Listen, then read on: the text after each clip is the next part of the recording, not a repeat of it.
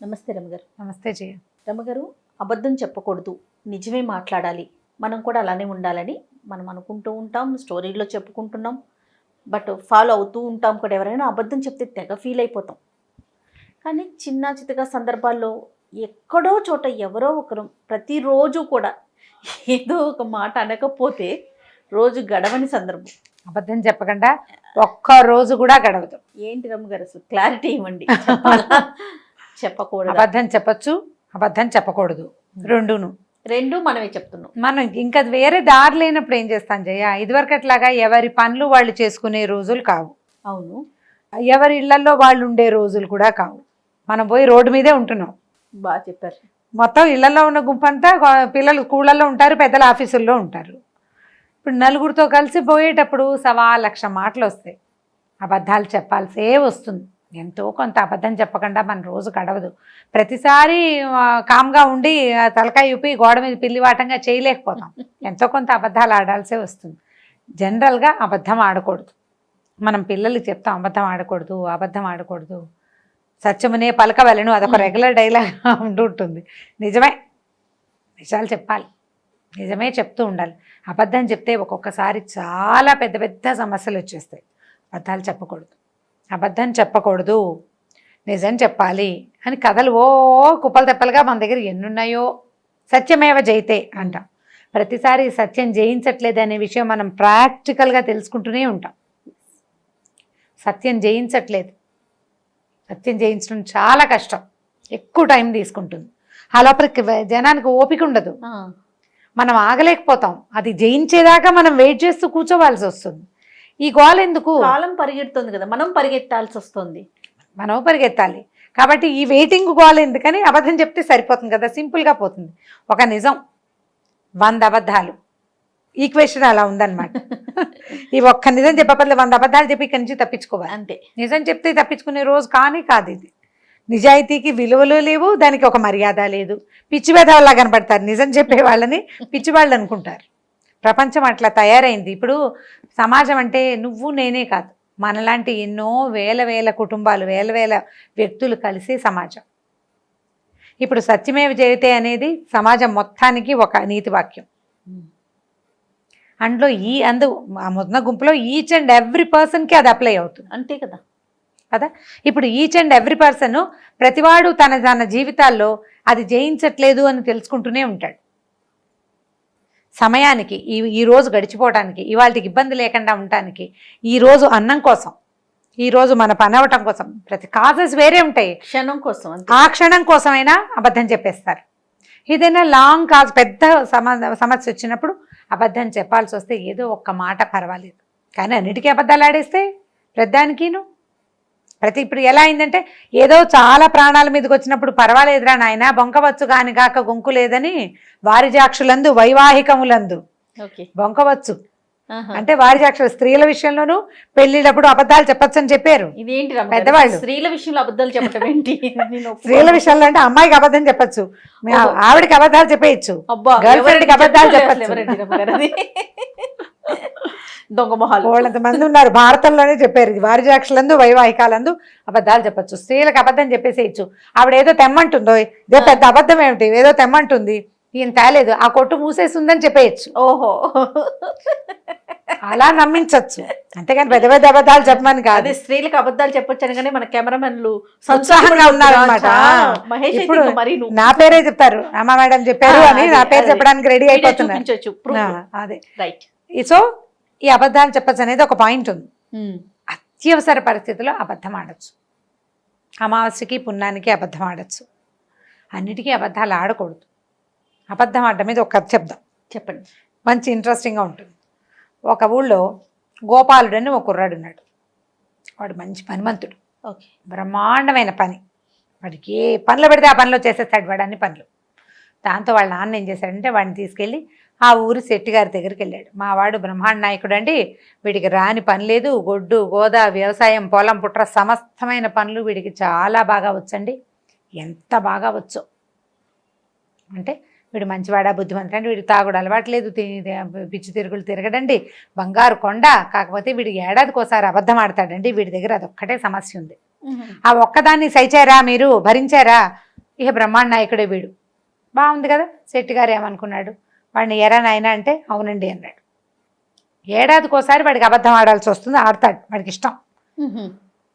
సరే ఏడాదికి అబద్ధం కదా, ఏడాదికి ఒక్క అబద్ధం ఆడితే ఏమైపోతుంది, కొంప మునక ఏం పర్వాలా. రోజు అబద్ధాలు ఆడేవాళ్ళని బోడు మందిని చూస్తాం వ్యాపారంలో, ఒక్క అబద్ధం ఆడితే ఏమవుతుంది అని చెప్పి వాడిని పెట్టుకున్నారు.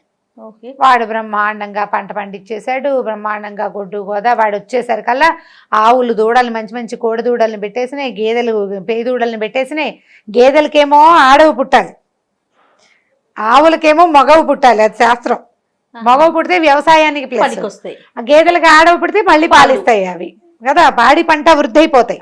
పాడి పంట వృద్ధి అవ్వడానికి గేదెలు ఆవులు కావాలి, ఆవులు కాదు ఎద్దులు కావాలి, రెండు కుదురుతున్నాయి. వీడు వచ్చిన వేళ విశేషం 6 డజన్ గేదెలు పేదోళ్ళు పుట్టే, 6 డజన్ కోడిదూడలు ఆవులకు పుట్టినాయని సంతోషించారు. ఆ సంవత్సరం పంట కూడా బ్రహ్మాండంగా పండింది. సూపర్ పంట, ఎంత బాగుందో. పంటలు బాగున్నాయి, పాడి బాగుంది, అన్నీ బాగున్నాయి. సరే వెళ్ళామనుకున్నారు. ఈ ఏడాది వీడు వచ్చి 6-8 నెలలు అయింది. పిల్లాడు శుభ్రంగా పెరిగాడు, బాగున్నాడు. చేయెత్తున వీడికి ఒక మంచి పిల్లని చూసి పెళ్లి చేసి వీడిని మన ఇంట్లోనే ఉంచుకోవాలి. పెళ్ళాన్ని కూడా ఇక్కడ ఏదైనా పెట్టుకుంటే ఇంట్లో పని చేసి పెడుతుంది చక్కగా. జనరల్గా ఊళ్ళలో అలాగే చేస్తారు. పాలేళ్ల భార్యలు కూడా ఏదో ఒక పని సాయం, పెద్ద పనులు ఏం కాదు, బియ్యం బాగు చేసి పెట్టడం, మినపప్పు బాగు చేసి పెట్టడం, ఎవరికో ఆ కూలి ఇవ్వకుండా మనవాడి పెళ్ళానికి ఇచ్చుకుంటాము అని వాడికి పెళ్లి సంబంధాలు కూడా చూడడం మొదలెట్టారు. వాడు వచ్చిన సంవత్సరం మామిడి తోట విరగ్గాసింది. వాడికి బ్రహ్మాండంగా తోట పనులు అవి వచ్చు.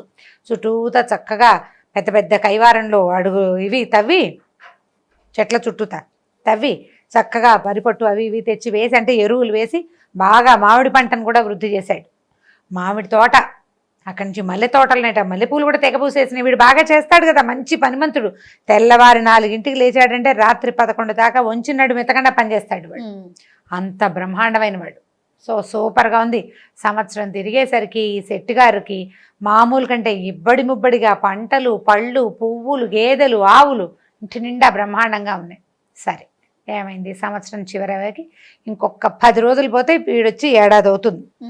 ఏడాది అయిన సందర్భంలో వాడికి బట్టలు కుట్టిద్దామనుకున్నారు. అక్కడి నుంచి రేపొద్దున పెళ్లి చేసుకుంటాడు కాబట్టి వీడి ఖాతాలో ఓ 50 రూపాయలు 100 రూపాయలు జమ చేసి పక్కకు పెట్టాలనుకున్నారు. రోజువారీ 3 పూట్ల ఇక్కడే అన్నం తింటాడు, 10 రూపాయలు జీతం. సంవత్సర జీతం వాడికి బోనస్ ఇవ్వాలనుకున్నారు వీళ్ళు. నెలకు 10 అంటే 12 నెలలకి 12 10లే కదా, 120 రూపాయలు. ఇంకొక 120 వేసి వాడి పక్కన పెడితే రేపొద్దున పెళ్ళాం పిల్లలు వస్తే వాడికి బాగుంటుంది, వీడి వల్ల మనకి ఇంత వృద్ధి అయిందని చాలా సంతోషించారు. సరే ఏమైంది, వీడు ఒకరోజు రాత్రి సాయంకాలం చీకటి పడే వేళకి పరిగెత్తుకుంటూ ఇంటికి వచ్చాడు. అయ్యగారు మన చేలోనండి పూరంటుకుంది, చేనంతా తగలబడిపోతుందండి అన్నాడు. అయ్యగారు పరిగెత్తాడు. చేలో మొత్తం ధాన్యం అందులోనే ఉంది. చేను అంటుకుంది, కొద్దిగా అంటుకుంది. ఈయన అక్కడికి వెళ్ళాక వాడు ఈయన ఇద్దరు కలిసి వెళ్ళారు. కలిసి వెళ్ళి సరే ఆ కాస్త ఆరిపారు. అడిచి పరిగెత్తి అలసిపోయానురా, చిన్నగా పూరంటుకుంది అంతే కదా, సరేలే మొత్తానికి దూరం నుంచి చూస్తే నాకు కనపడలేదు రోయ్, చిన్న మంటే ఉంది, నువ్వు చెప్పిన దాని ప్రకారం అంతా అంటుకుపోయింది అనుకున్నాను. నువ్వు అబద్ధం చెప్పావనుకున్నాను రా, నిజమే చెప్పావు, కొద్దిగానే అంటుకుంది, కాస్త గట్టిగా గాలి వేస్తే ఆ పరశురామ ప్రీతి అయిపోయేది. సరే నేను ఇక్కడ కూర్చుంటాను, నువ్వు ఇంటికి వెళ్ళి అమ్మగారిని అడిగి ఏదైనా తాగడానికి జావో ఏదో పట్టుకురారా, రాత్రి కాపలా ఉండి రేపొద్దున దింపేసుకుందాం, నిప్పు అంటుకునేసరికి భయంగా ఉందిరా అన్నాడు. అయ్యగారు ఇక్కడ కూర్చోండి అని కూర్చోబెట్టాడు. అయ్యగారు కూర్చున్నారు. వీడి ఇంటికి వెళ్ళాడు. ఇంటికి వెళ్ళి పరిగెత్తుకుంటూ వచ్చాడు. వచ్చి అయ్యగారు ఇంకేముందండి, మన కొంప కొల్లేరైపోయింది, ఇల్లు గోడ పడిపోయి అమ్మగారు పిల్లలు దాని కింద పడిపోయారండి అన్నాడు. అనేసరికల్లా ఈయన ఏం చేశాడంటే అప్పటికి ఈ వరి పనిచేస్తున్నాడు కదా, ఇవన్నీ కళ్ళని చుట్టూతా పేర్చుకున్నాడు అనమాట. దాంట్లోంచి గబగబా దిగి రాలేకపోయాడు. దడొచ్చేసింది. ఒరే నువ్వు పరిగెత్తరా, రాళ్ళు అవి తీయి, నేను వెనకాల నడిచొస్తాను. ఆ మాట వినేసరికి ఆ గడ్డి మధ్యలో ఉన్న వాళ్ళు అంటే సులువుగా గబగబా బయటికి రాలేదు. కాళ్ళు తప్పట అడుగులు పడతాయి. కొంచెం పెద్దవాడు ఆయన, 50 ఏళ్ళ వాడు, వీడేమో 20 ఏళ్ళ కుర్రాడు కదా. నువ్వు పరిగెత్తుకుంటూ వెళ్ళరా, ఇంటికి వెళ్ళి రాళ్ళు అవి తీ, చుట్టుపక్కల నలుగురిని పిలువు అని చెప్పాడు. వీడు పరిగెత్తుకుంటూ ఇంటికి వెళ్ళి అమ్మగారు ఇంకేముందండి, పురిదిమ్మ మొత్తం కూలిపోయింది, పూరే సంగతి కూలిపోయింది, అయ్యగారు దాని కింద పడి నలిగిపోయారండి అని చెప్పాడు. అయిదా వాళ్ళు పరిగెత్తుకొచ్చారు. ఈ మొత్తం వ్యవహారం అంతా సాయంకాలం కదా జరిగింది. ఈ గడ్డి అంచుకుని ముందు వీడొచ్చి మళ్ళీ వీడి ఇంటికి వెళ్ళి మళ్ళీ వచ్చేసరికి బాగా చీకటి పడిపోయింది. ఈ నడిచి వస్తున్న ఆయన హైరాన్గా వస్తున్నాడు కదా, పక్కన బురద చెరువులో పడ్డాడు. వస్తూ పడేసరికల్లా ఒళ్ళంతా బురదంటింది. ఆయన మెల్లిగా నడిచొస్తున్నాడు. ఆ బురతో దడొచ్చేస్తోంది, నడవలేకపోతున్నాడు. హైరాణ పెళ్ళాం పిల్లలు ఏమైపోతాను ఏడు చేసుకుంటున్నాడు. ఆ ఇంట్లో పెళ్ళాము పిల్లలు చుట్టుపక్కల వాళ్ళంతా లబోదిబోమని ఏడ్చుకుంటూ వాళ్ళు కూడా వచ్చారు. ఈ కుర్రాడు లేడు. వాళ్ళు ఎదురుపడ్డారు. ఎవరో ఇనువంటే ఏమిటి మీ బొంద నేను సెట్టిని అంటాడు. సెట్ ఇంకెక్కడ సెట్టి గారు చచ్చిపోయాడు, పురుదిమ కూలిపోయిందిట అని వాళ్ళంతా ఏడవటం మొదలుపెట్టారు. నా పెళ్ళాం పిల్లలు చచ్చిపోయి నేను నేడుస్తున్నాయి మీరు ఏడుస్తారేంట్రా, నేను బతికే ఉన్నానరా మీ మొహాలు మండ అంటాడు. చీకటి అమావాస్య నాటి రాత్రి చీకటి పడిపోయింది. వాళ్ళు ఏడుస్తున్నారు, ఈయన ఏడుస్తున్నాడు. ఒక 10 నిమిషాలు చేరి బాగా పరస్పరం ఏడ్చిన తర్వాత వాళ్ళకి అర్థమైంది ఎదురుగుండా ఉన్నవాడు శెట్టి గారే, ఆయన ఏమి చచ్చిగిచ్చి పోలేదు, వీళ్ళకేదో అయిందని ఏడుస్తున్నాడని ఆయన కూర్చోబెట్టి, బాబు హైరాన్ పడకండి, ఏం జరిగిందంటే మా ఆవిడ పిల్లలు చచ్చిపోయి. ఏం చచ్చిపోయారండి? మీ లోపల ఎవడో ఒక బీడీ వెలిగించడానికి అగ్గిపుల్ల వెలిగించాడు. చచ్చిపోలేదండి, ఇదిగోండి మీ ఆవిడ, ఇదిగోండి మీ పిల్లలు అన్నాడు. ఈ శెట్టి గారిని చూశారు, మొహం కడుక్కుని చూపించాడు. అంతా ఇక్కడే ఉన్నారు. ఇదేమిటి అందమని ఇక్కడే ఉన్నావు, వాడు ఇలా చెప్పాడు, వాడేడంటే వాడు లేడు, వాడు కనపడలా. ఇంత అబద్ధం ఎందుకు చెప్పాడు వాడు అనేసరికల్లా ఈ లోపల ఆ ఇంత పిల్లాడు ఉన్నాడు శెట్టి గారికి. నానోయ్ వాడు ఏడాదికి ఒక అబద్ధం చెప్తానన్నాడు, ఇంకో వారం తిరిగితే వాడు వచ్చి ఏడాది అవుతుంది, వాడు అబద్ధం చెప్పాడేమో నాన్న అనేసరికల్లా వీళ్ళకు మా కోపం ఒళ్ళు మండిపోయింది. ఇంత మాట చెప్తాడా, ఇంత అబద్ధం ఏమిటి, చచ్చిపోయారని అబద్ధం చెప్తాడా వాడు? సరదా ఎంత సరదా అయితే మాత్రం అబద్ధపు సరదా ఏమిటి? అవసరానికి అబద్ధం చెప్పాలి కానీ సరదాకి అబద్ధం చెప్తే ఎట్లా? ఇదంతా గందరగోళం అయిపోయింది కదా. ఆయనకి గుండాకి చచ్చిపోతే శెట్టి గారు టెన్షన్ తోటి, లేకపోతే ఆ ఇంట్లో పెళ్ళామో పిల్లో ఎవరో ఒకళ్ళు హైరాన్ పడి చచ్చిపోతే టెన్షన్ పడతారు కదా. అక్కడి నుంచి ఊళ్ళో వాళ్ళందరూ నానా తిట్లు తిట్టారు. వాళ్ళ నాన్నని పట్టరండి రా, వాడిని చెట్టు కట్టేద్దామన్నారు. తండ్రిని తీసుకొచ్చారు. నేను ముందే చెప్పాను కాదుటండి వాడి సంగతి. ఒక్క అబద్ధం ఏడాదికి ఒక అబద్ధం ఆడతాడు. మీరు ముద్దు చేసి 2 అబద్ధాలు ఆడించుకున్నారు. మీరు పాడు చేశారు వాడిని బాగా చూశారు, బట్టలు కుట్టించారు, పెళ్ళి అన్నారు, పేరంటమన్నారు, డబ్బులు నీకు డబల్ ఇస్తామన్నారు. అంత ముద్దు ఎక్కువయ్యేసరికి వాడు 2వ అబద్ధం కూడా ఆడాడు. మీరు చచ్చిపోయారని ఆవిడ చెప్పాడు, ఆవిడ పిల్లలు చచ్చిపోయారని మీకు చెప్పాడు. మీ వల్ల మా వాడు 2 అబద్ధాలు ఆడాడండి. నేను దాకా ఒక్క అబద్ధమే ఆడాడు. శభాష్, మీరే చెడగొట్టారు. వాడిని పనివాడిలా చూస్తుంటే బ్రహ్మాండంగా ఉండేవాడు, ఒక్క అబద్ధంతో సరిపెట్టేవాడు. ఇప్పుడు మీ వల్ల కదా మా వాడు 2 అబద్ధాలు ఆడాడు, కాబట్టి మీరే నాకు డబ్బులు ఇవ్వాలన్నాడు వాళ్ళ నాన్న. ఊళ్ళో వాళ్ళంతా వాడిని చెడతిట్టారు. ఇదేం అబద్ధం నీ బొందా, వాడు ఏంటంటే వాడు ఇక్కడెక్కడున్నాడు, వాడు లేచకపోయాడు, గొడవ అంతా బయటకు వస్తే తను తిడతారని.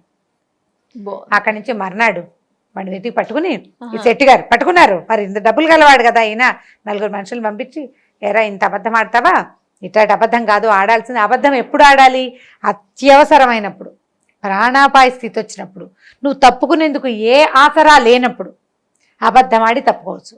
అంతేగాని సరదాకి అబద్ధం ఆడకూడదు, అన్నిటికీ అబద్ధం ఆడకూడదు. నీ సరదా శెట్టి గారి ప్రాణం పోతే అని అందరూ కేకలేశారు. వాడి డబ్బులు వాడి చేతులు పెట్టి, నువ్వు మళ్ళీ మా ఊరు ఛాయలకి రావద్దు, ఊళ్ళో ఎవరింట్లో పెట్టుకున్నా వీడి ఈ పనే చేస్తాడు, వాడికి ఎక్సైట్మెంట్ వస్తుంది అనమాట.